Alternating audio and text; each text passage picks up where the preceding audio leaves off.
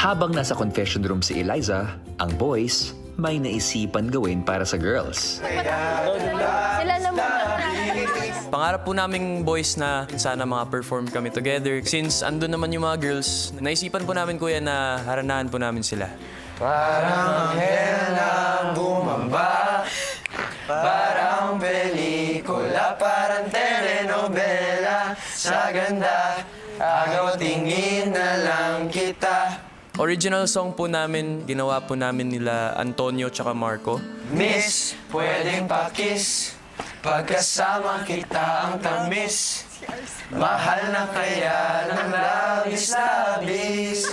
Tinuro namin yung kanta sa mga boys kasi lagi nilang kinakanta po yung kanta na yun. Nakaka-LSS daw, kuya. Nakakatakot kayo. Aking prinsesa, nagbigay sa akin ng saya.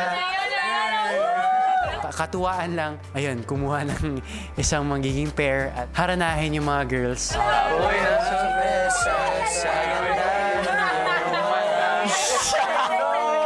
Pinipigilan nila yung tao nila, kuya eh. Feeling ko naman kahit onti, kuya. Onting kilig, madaming tawa, kuya.